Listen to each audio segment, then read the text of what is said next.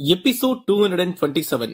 ஆதன் தனது குருவான வணங்காமுடியை அங்கிருந்த 2 நபர்களும் அடித்து வீழ்த்தி விட்டார்கள் என்ற கோபத்தில் தனது சிவப்பு நிறமான ஈட்டியை வைத்து தாக்கினான். அதை பார்த்த அந்த இருவரும் அவர்களது சக்தியை ஒன்று திரட்டி ஆதனை நோக்கி தாக்கினார்கள். 2 சக்தியும் வேக வேகமாக எதிரெதிரில் வந்தது. அதன் பிறகு 2 சக்தியும் ஒன்றுக்கொன்று மோதியது. அப்போது சிவப்பு நிறமான ஈட்டி உடைந்தது மட்டுமின்றி மறைந்தும் போனது. அதை பார்த்த ஆதன் பேருதிர்ச்சி அடைந்தான். ஆதன் தனது டிவைன் சென்ஸ் மூலமாக நட்சத்திர பள்ளத்தாக்கில் இருந்த குரங்கிடம் பேசுவதற்கு முயற்சி செய்தான். ஆனால் அந்த குரங்கும் அவனுடன் பேசவில்லை. என்னடா இது, எனக்கு வந்த சோதனை. இந்த குரங்கு நம்ம கூடவே இருக்கும், பிரச்சனை வர்றப்போ நிச்சயம் பேசும், வந்து நிப்பேன், அப்படி இப்படின்லாம் வசனம் பேசிச்சு. இப்ப என்னடானா அது கொடுத்த சிவப்பு நிறமான ஈட்டியும் உடைஞ்சது இல்லாம மறைஞ்சும் போச்சு. உதவிக்கு ஆள் இல்ல, என்ன பண்றது என்று நினைத்துக் கொண்டிருந்தான் ஆதன். அப்போது ஆதன் குழப்பத்துடன் இருப்பதை பார்த்த அந்த இருவரில் ஒருவன், என்னப்பா தம்பி, இதுக்கப்புறம் சண்டை போடுறியா இல்ல உயிரை காப்பாத்திட்டு ஓடுறியா என்று கிண்டலாக கேட்டார். அதை கேட்ட ஆதன் திரும்பி வணங்காமுடியை பார்த்தான். அவர் எந்த அசைவும் இல்லாமல் இருந்தார். அதன் பிறகு ஆதன் திரும்பி அந்த இருவரையும் பார்த்து, நான் முதல்ல சொன்னதான் இப்பவும் சொல்றேன். என் குரு போனதுக்கு அப்புறம் என் உயிரை காப்பாத்திட்டு போய் நான் எதுவும் பண்ண போறது இல்ல. அதனால நான் சண்டை போட தான் தயாரா இருக்கேன், வாங்க பாத்துக்கலாம் என்று கூறிவிட்டு 2 புயல் காற்று ஈட்டியை எடுத்து நின்றான். அந்த 2 ஈட்டியும் இருவரும் கொசுவை தட்டி விடுவது போல தட்டிவிட்டார்கள். அதை பார்த்த ஆதனுக்கு அதிர்ச்சியாக இருந்தது. அதன் பிறகும் அங்கிருந்த இருவரையும் ஆதன் தனது எல்லா ஈட்டி சக்தியும் கொண்டு தாக்கிக் கொண்டே இருந்தான். அந்த இருவரும் அதை எளிதாக தட்டிவிட்டுக் கொண்டிருந்தார்கள். ஒரு கட்டத்திற்கு மேல் அந்த இருவரில் ஒருவர், டே குட்டி பையா, நீ இவ்வளவு நேரம் எங்களை அட்டாக் பண்ணுன, நாங்களும் தடுத்துட்டு இருந்தோம். இப்போ நாங்க உன்னை அட்டாக் பண்றோம். முடிஞ்சா நீ எங்க சக்தியை தடுத்து காட்டு பாக்கலாம்.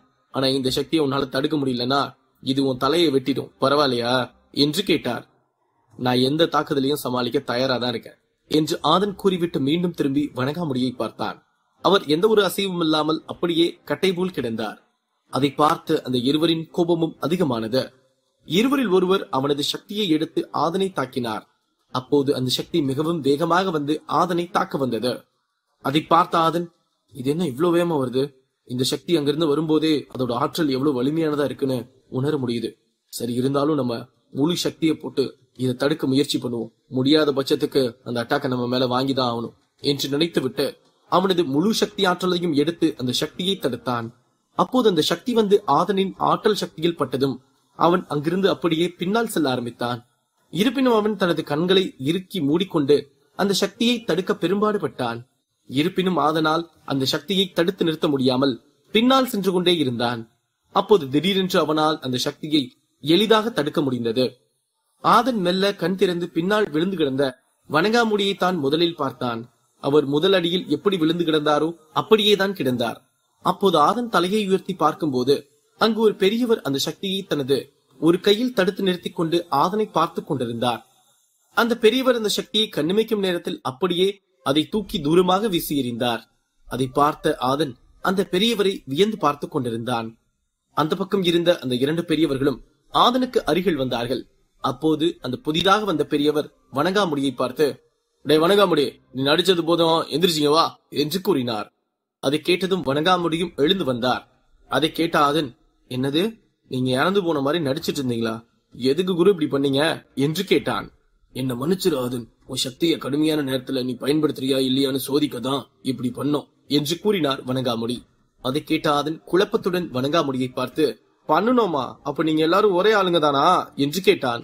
அப்போது வணங்காமுடியும் ஆதனை தாக்கிய 2 பெரியவர்களும் வந்து ஆதனை பார்த்து, ஆமா தம்பி, நாங்க 4 பேரும் தான் மாஸ்டரோட நேரடி சிஷியர்களா பல வருஷம் அவர் கூடவே இருந்தோம். இப்ப அவர் எங்களை விட்டுட்டு போயிட்டாருன்னு நினைக்கும் போதுதான் ரொம்ப வேதனையா இருக்கு என்று கூறிவிட்டு கண் கலங்கினார். அதை கேட்ட ஆதனுக்கும் கண்கள் கலங்கியது. சரி விடுங்க, அவர் நம்மளை விட்டுட்டு பிரிஞ்சாலும் அவரோட ஆன்மா நம்மளுக்கு பாதுகாப்பு கொடுக்கறதோட நல்ல எண்ணங்களையும் நமக்கு கொடுத்துட்டு போயிருக்கு. இதை வச்சு நம்ம மக்களை நம்ம நல்வழிப்படுத்தலாம் என்று கூறினான்.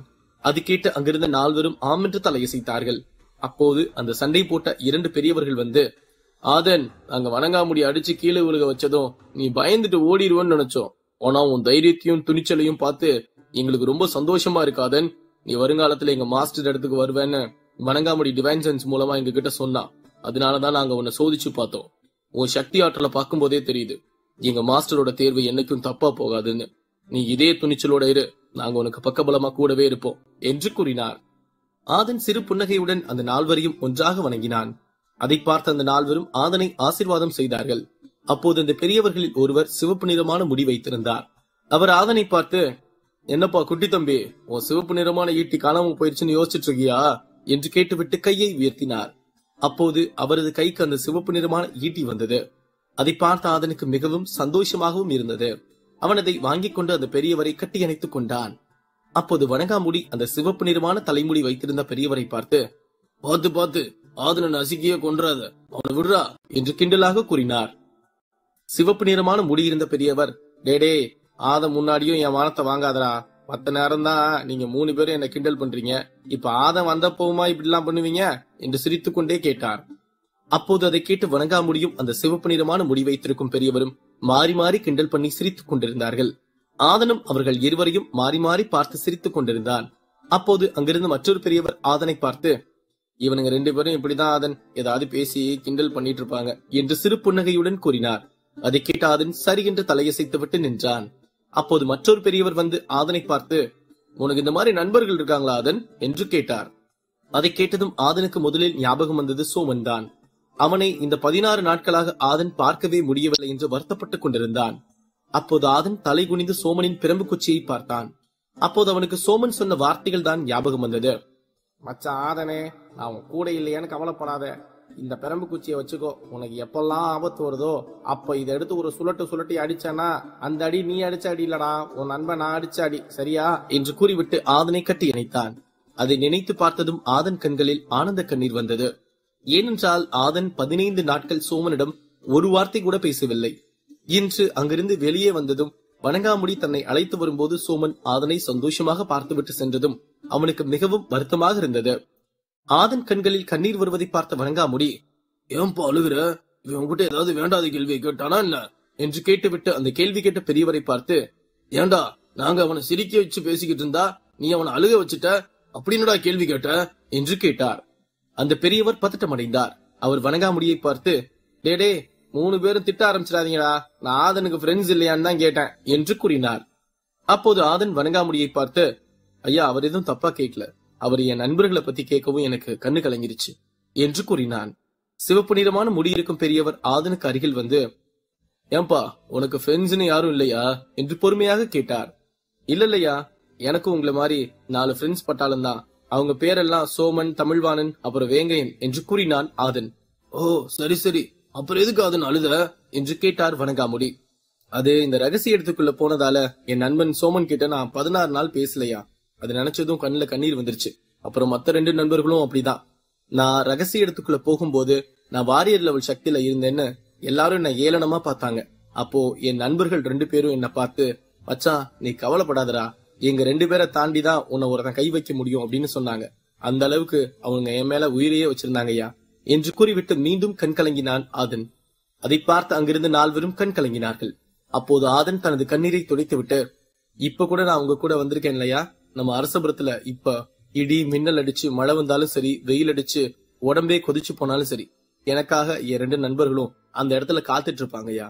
இவங்க ஏன் என் மேல இவ்வளவு அன்பா இருக்காங்கன்னு தெரியலையா என்று கூறினான். புரியுது ஆதன், நான் தான் அவங்கள பார்த்ததும் சொன்னனே உனக்கு நல்ல நண்பர்கள் கிடைச்சிருக்காங்கன்னு. அப்புறம் அன்பு வைக்கிறதுக்கு காரணம் எல்லாம் தேட முடியாது ஆதன், அது தானா வரும். ஏன் வருது எதுக்கு வருதுன்னா காரணம் சொல்ல முடியாது என்று கூறினார் வணங்காமுடி. அதை கேட்ட ஆதன் ஆமென்று தலையசைத்தான். அப்போது அங்கிருந்த சிவப்பு நிறமான முடி வைத்திருந்த பெரியவர், அப்ப அடுத்த 60 வருஷம் கழிச்சு நீயும் எங்களை மாதிரி 3 ஃப்ரெண்ட்ஸோட சுத்திக்கிட்டு இருப்ப இல்லையா என்று சந்தோஷமாக கேட்டார். அதை கேட்ட மற்றொரு பெரியவர், கண்டிப்பா அப்ப ஆதன் சாதாரணமான ஆளா இருக்க மாட்டான், நம்ம அரசபுரத்தோட மாஸ்டரா இருப்பான், அப்ப நம்ம அவனை பாதுகாக்க பணிஞ்சு நடந்துக்கணும் இல்லையா என்று கூறினார். அதை கேட்டு அங்கிருந்த மற்ற 3 பெரியவர்களும் ஆமென்று தலையசைத்தார்கள். அதை பார்த்த ஆதன் சிறு புன்னகை மட்டும் செய்துவிட்டு நின்று கொண்டிருந்தான். அப்போது வணங்காமுடி ஆதனை பார்த்து, பாத்தியா இவ்வளவு நேரம் பேசணும், நீ கூட உன் நண்பர்கள் பேரை சொல்லிட்ட, அப்ப நான் சொல்லலைன்னா நல்லா இருக்காதுல்ல என்று கூறிவிட்டு, இந்த சிவப்பு முடி வச்சிருக்கான் பாரு, இவன் பேரு சிவமணி, இந்த பிரவுன் கலர் தாடிக்காரன் பேரு புலிமுடியன், அப்புறம் என்ன மாதிரியே இருக்கான் பாரு, இவன் பேரு பார்க்காவலன் என்று கூறினார். அதை கேட்ட ஆதன் சிறு புன்னகையுடன் சரி என்று தலையசைத்தான். ஆதனுக்கு இன்று நடந்தது எல்லாம் ஒரு கனவு போலதான் இருந்தது. ஏனென்றால் அவன் அந்த ரகசிய இடத்தில் வெற்றி பெற்று வந்ததும் அவன் இங்கிருந்து மதுரை அகாடமியை நோக்கி செல்லலாம் என்று எண்ணிக்கொண்டுதான் வந்தான்.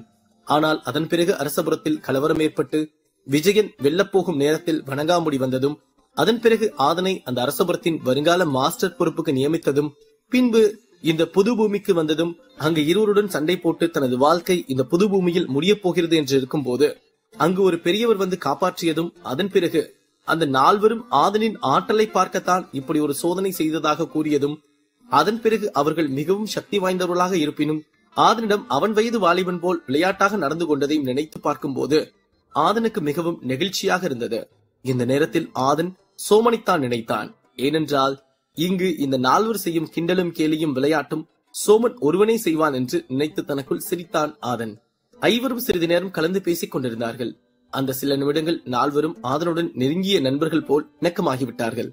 அந்த நால்வரின் சக்தி எவ்வளவு வலிமையானது என்றால் அவர்களது கையசைவில் எதிரிகளை அளிக்கும் அளவுக்கு ஆற்றல் மிகுந்தவர்களாகும். இருப்பினும் இப்போது அவர்கள் விளையாண்டு கொண்டும் சிரித்து பேசிக் கொண்டும் இருப்பதை பார்க்கும் போது சிறுவயது 4 குழந்தைகள் விளையாடி கொண்டிருப்பது போல் இருந்தது. நால்வரும் ஆதனை அவர்கள் தங்கியிருந்த ஒரு இடத்திற்கு அழைத்துச் சென்றார்கள். அங்கு அந்த வீடே இலைகள், கிளைகள் மற்றும் மூங்கில்களால் ஆன வீடாகத்தான் இருந்தது. அதை பார்க்கும் போது மிகவும் அழகாக இருந்தது. ஆதன் அதை பார்த்து மெய்மறந்து நின்று கொண்டிருந்தான். அதை பார்த்த வணங்காமுடி, இதுக்கே இப்படி ஆச்சரியப்பட்டா எப்படி ஆதன்? வா, வந்து உள்ள பாரு எங்க வீடு எப்படி இருக்குன்னு என்று கூறினார். அதை கேட்ட ஆதன் சிறு புன்னகை செய்துவிட்டு அந்த வீட்டுக்குள் சென்றான். அந்த வீடு முழுக்க ஆயுதங்களால் நிறைந்திருந்தது. இருப்பினும் அது அந்தந்த இடத்தில் வைக்கப்பட்டிருந்ததால் அது பார்ப்பதற்கு மிகவும் அழகாக இருந்தது. அதை பார்த்த ஆதன், பா, இந்த மூங்கில் வீடு வெளியில மட்டும் இல்ல, உள்ள பார்க்கவும் ரொம்ப அழகா இருக்கு. ஆனா ஒரே விஷயம், மூங்கில் வீடு வெளியே இருந்து பார்க்கும்போது சின்னதா தெரிஞ்சிச்சு, ஆனா உள்ள வந்து பார்த்தா வேற லெவல்ல இருக்கு என்று கூறினான். அதை கேட்ட அந்த நால்வரும் சந்தோஷமாக சிரித்தார்கள். அப்போது ஆதன் இந்த நால்வரையும் பார்த்து, நீங்க 4 பேரும் இங்கதான் தங்கியிருக்கீங்களா என்று கேட்டான். ஆமா ஆதன், நாங்க இங்கதான் தங்கியிருக்கோம். இங்கதான் தியானம் பண்ணுவோம், பயிற்சி பண்ணுவோம். அதை விட முக்கியமான விஷயம் நான் உன்கிட்ட சொல்லணும் ஆதன் என்று கூறினார் சிவமணி. சொல்லுங்க, ஏன், என்ன விஷயம் என்று கேட்டான் ஆதன். அது எங்களை பத்தி முக்கியமான விஷயம், வெளி உலகத்துக்கு தெரியாத ஒரு விஷயம் ஆதன். இதை கேட்டு நீ நம்புவியா இல்லையான்னு தெரியல, ஆனா இதுதான் உண்மை என்று கூறினார் சிவமணி. அதை கேட்ட ஆதன் சிவமணியை கவனமாக பார்த்து கொண்டிருந்தான். சிவமணியும் அந்த மூவரையும் பார்த்துவிட்டு ஆதனிடம் பேசிவிட்டு வந்தார். சிவமணி என்ன சொல்ல போகிறார்? ஆதனுக்கு காத்திருக்கும் அதிர்ச்சி என்ன? அடுத்தடுத்து கதைக்களத்தில் காத்திருக்கும் சிறப்பான சம்பவங்கள் என்ன? எபிசோட் 228. சிவமணி ஆதனிடம் ஒரு முக்கியமான விஷயம் சொல்ல வந்தார். ஆதனும் அவரை கவனமாக பார்த்து கொண்டிருந்தார். இப்போது சிவமணி ஆதனை பார்த்து, நாங்க இந்த இடத்துலதான் பல வருஷமா இருக்கோம் ஆதன். இது உனக்கும் எங்க 3 பேருக்கும், அப்புறம் இந்த இறந்து போன மாஸ்டரை தவிர யாருக்கும் தெரியாது. இன்னும் சொல்ல போனா நாங்க எல்லாம் சின்ன வயசுலயே இங்க வந்துட்டோம். நாங்க இங்க வந்து எத்தனை வருஷம் ஆச்சுன்னு கூட எங்களுக்கு தெரியாது. அவ்வளோ ஏன், எங்க அரசபுரத்து ஆளுங்க கூட எங்களை பார்த்ததில்ல.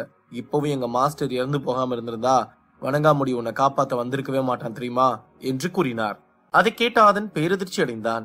அவன் அப்படியே திரும்பி வணங்காமுடியை பார்த்தான். அவரும் ஆமென்று தலையசைத்து விட்டு, எங்க மாஸ்டர் உயிரோடு இருந்திருந்தா அவரே உன்னை காப்பாத்திருப்பாரு. அடுத்த மாஸ்டரா தமிழ்ச்செல்வனை போடுறதாதான் அவர் எங்க கிட்ட பேசிக்கிட்டு இருந்தாரு. இருந்தாலும் நீ எங்க மாஸ்டரோட கடைசி நாட்கள்ல எங்க ரகசிய இடத்துக்கு வந்ததால உன் கைக்கு எங்க அரசபுரத்து தலைமை வந்திருக்கு. இது எல்லாம் எங்க மாஸ்டரோட திட்டம் தான். அவரோட திட்டம் இது வரைக்கும் பொய்யானதே இல்ல. இந்த வாட்டியும் ஆகாது. ஏன்னா எங்களுக்கும் தெரியும் நீ ஒரு மாவீரன்னு என்று கூறினார். அதை கேட்ட ஆதன் எந்த உணர்ச்சியும் வெளிப்படுத்தாமல் அப்படியே அந்த நால்வரையும் பார்த்து கொண்டிருந்தான். அந்த நால்வரும் அவரவர் கதையை ஆதனிடம் சொல்லிக் கொண்டிருந்தார்கள்.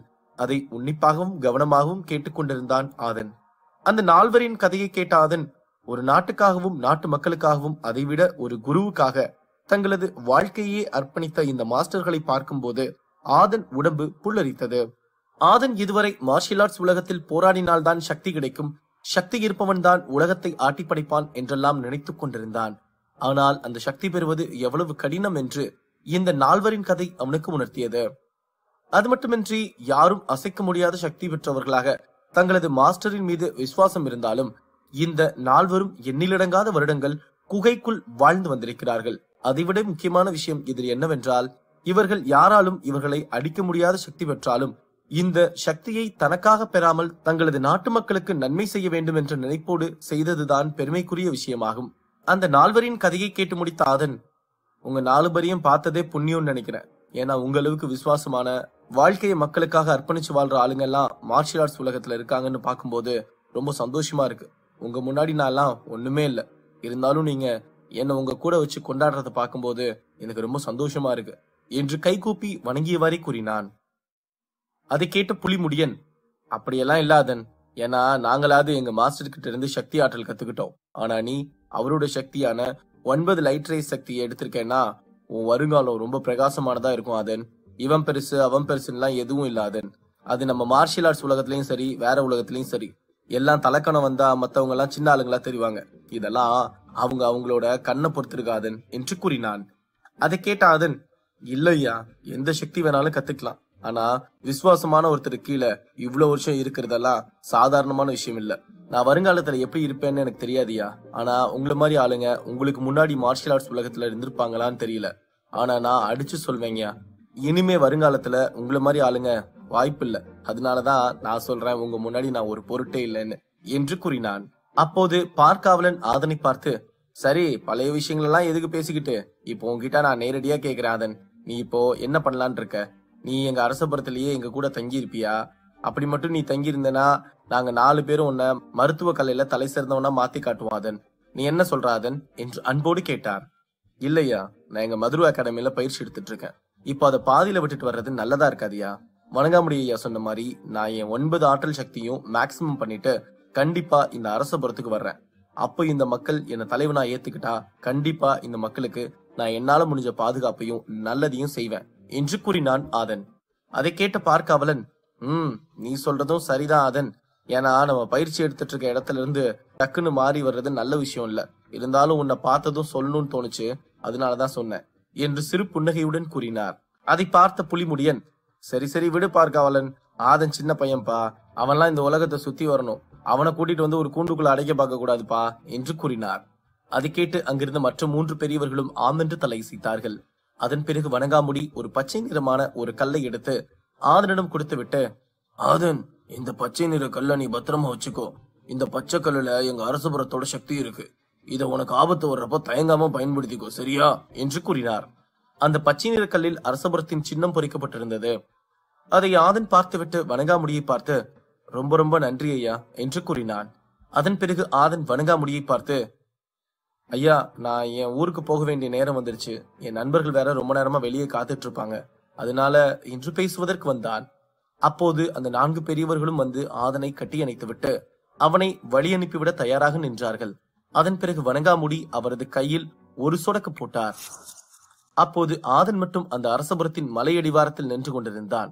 அவன் திரும்பி அந்த அரசபுரத்தின் மலையை பார்த்துவிட்டு சோமனையும் வேங்கையனையும் பார்த்தான். அங்கு வேங்கையன் கன்னத்தில் கை வைத்துக் கொண்டு அமர்ந்திருந்தான். மறுபக்கம் சோமன் அமர்ந்து பேசிக் கொண்டிருந்தான். அந்த இருவரும் ஆதனை பார்த்து வேகமாக ஓடி வந்து நின்றார்கள். அப்போது ஆதன் வேங்கையனை பார்த்து, ஏன் வேங்கையா இவ்வளவு சோகமா இருக்க? உனக்கு உடம்பு எதுவும் சரியில்லையா என்று கேட்டான். அதெல்லாம் ஒண்ணும் இல்ல ஆதன், தோ இந்த சோமனுக்கு தான் கபாலத்துல ஏதோ பிரச்சனை இருக்குன்னு நினைக்கிறேன். ஏன்னா நாங்க கீழே வந்தப்போ பேச ஆரம்பிச்சவன் மூச்சு விடாம பேசிக்கிட்டே இருக்கான். இதுக்கு நடுவுல அசிங்கமா ஒரு சிரிப்பு வேற. நல்ல வேலை நீ வந்துட்ட, இனி நான் தப்பிச்சேன், நீதான் மாட்டிக்கிட்ட என்று கூறினான் வேங்கையன். அதை கேட்ட ஆதன் சிரித்து விட்டு, ஏன்டா சோமன் அவனை இப்படி டார்ச்சர் பண்ணிட்டு இருக்க என்று கேட்டான். ஆட என்னப்பா, அப்படி பண்ணலன்னா எனக்கு போர் அடிக்காதா? அதனாலதான் இந்த மொட்டை தலையன் கூட பேசிக்கிட்டு இருந்தேன். இத போய் ஒரு பிரச்சனைன்னு குழந்தைங்க டீச்சரை பத்தி அம்மா அப்பா கிட்ட சொல்ற மாதிரி சொல்லிட்டு இருக்க என்று கூறினான் சோமன். அதை கேட்டு ஆதனும் வேங்கையனும் சிரித்து விட்டு ஆதன் பேசுவதற்கு வந்தான். அப்போது சோமன் அவனை கட்டி அணைத்துக் கொண்டு, நான் என்னதான் சந்தோஷமாவும் விளையாட்டாவும் இருந்தாலும் உனக்கு அந்த ரகசிய இடத்துல ஏதாவது ஆயிருமோன்னு பயந்துகிட்டே தான்டா இருந்தேன். நல்ல வேலை உனக்கு எதுவும் ஆகாம வந்துட்ட, அது போதும் எனக்கு என்று கூறிவிட்டு கண் கலங்கினான். ஆதன் தனது இடுப்பில் வைத்திருந்த சோமனின் பெரும்பு குச்சியை எடுத்து சோமனிடம் கொடுத்து விட்டு, என் நண்பனோட ஆயுதம் என்கிட்ட இருக்கும் போது எனக்கு என்ன ஆபத்து வந்துட போகுது என்று கூறினான். டே நடிக்காத, இந்த பெரம்பு நீ ஒரு வாட்டியோ 2 வாட்டியோ தான் பயன்படுத்தின, அதுக்கப்புறம் இது உன் இடுப்புலயே தான் உட்கார்ந்துருக்கு என்று கூறினான் சோமன். சரி சரி விடு சோமன், வாங்க வாங்க நம்மளோட மதுரை அகாடமிக்கு போலாம் என்று கூறினான் ஆதன். அதை கேட்ட சோமன், பாத்தியாடா மொட்டை, நம்ம ஒண்ணு சொல்றோம், அதுக்கு சம்பந்தமே இல்லாம இவன் ஒரு கதையை எடுத்து விடுறான் என்று சிரித்துக் கொண்டே கூறினான். உங்ககிட்டலாம் அப்படித்தானே நடந்துக்கணும், அப்பதானே தப்பிக்க முடியும் என்று முணுமுணுத்தான் வேங்கையன். அதை கேட்ட சோமன் திரும்பி வேங்கையின் தலையில் குட்டு வைத்து விட்டு, விஷம் விஷம், மொட்டை மண்டை முழுக்க விஷம் என்று கூறினான். அதை கேட்டு ஆதனும் வேங்கையனும் சிரித்துக் கொண்டே அங்கிருந்து கிளம்பினார்கள். அப்போது சோமன் ஆதனை பார்த்து, மச்சான், மொட்டை நம்ம மதுரை அகாடமில சேரணும்னா அதுக்கு இவன் அங்க வைக்கிற டெஸ்ட்ல பாஸ் பண்ணணும்ல, இல்லனா இவனை அங்க உள்ள சேர்த்துக்க மாட்டாங்கடா என்று கூறினான். ஆமா ஆமா, அதெல்லாம் பாத்துக்கலாம், இப்ப நம்ம கிளம்பலாம் வா என்று கூறினான் ஆதன். மூவரும் பேசி சிரித்துக் கொண்டே ஒரு வழியாக மதுரை அகாடமியை வந்தடைந்தார்கள். அங்கு 3 நாட்களுக்கு ஒருமுறைதான் தேர்வு நடக்கும். அதில் வேங்கையன் பங்கு பெற்று வெற்றி பெற்றால் தான் மதுரை அகாடமியில் சேர்ந்து கொள்ள முடியும். 3 நாட்கள் ஆதன் தனது ரூமில் வேங்கையனை தங்க வைத்துவிட்டு 3 நாள் கழித்து அவனை அந்த டெஸ்ட் நடக்கும் இடத்திற்கு அழைத்துச் சென்றான். வேங்கையனின் அற்புதமான சக்திக்கும் திறமைக்கும் அவனுக்கு மதுரை அகாடமியில் சேர அனுமதி கிடைத்தது. அதன் பிறகு ஆதன் மீண்டும் தனது அறைக்கு வந்து தியானிக்க ஆரம்பித்தான். ஆதன் முதல் எக்ஸ்பர்ட் லெவல் சக்தியில் இருந்தான். இருப்பினும் அவனது சக்தி சற்று குறைவாக இருக்கிறது என்று தியானம் செய்து அதை வலிமைப்படுத்தலாம் என்று எண்ணிக்கொண்டு தியானத்தில் இறங்கினான். சோமனும் வேங்கையனும் ஆதனை எந்த ஒரு தொந்தரவும் பண்ணவில்லை. வேங்கையன் அங்கிருந்த படுக்கையில் படுத்து ஓய்வெடுத்தான். சோமனும் ஆதனுக்கு அருகாமையில் அமர்ந்து தியானம் செய்து 8வது வாரியர் லெவலுக்கு வருவதற்கு முயற்சி செய்து கொண்டிருந்தான். ஆதன் தியானம் செய்து உடலையும் மனதையும் வலிமைப்படுத்துவதற்கான முக்கியமான காரணம் விஜயன் அவரது சக்தியை வைத்து ஆதனை தாக்கினார். அப்போது ஆதன் முதலில் அதை தாக்குப்பிடித்து விட்டான். ஆனால் 2வது அட்டாக்கில் ஆதனின் உடம்பு மிகவும் பலவீனம் அடைந்தது போல் முட்டி போட்டமர்ந்தான். இருப்பினும் அங்கிருந்த பல வம்சத்து மாவீரர்கள் எல்லோரையும் விட ஆதன் 1000 மடங்கிற்கு மேல் சக்தி வாய்ந்தவனாக இருந்தான்.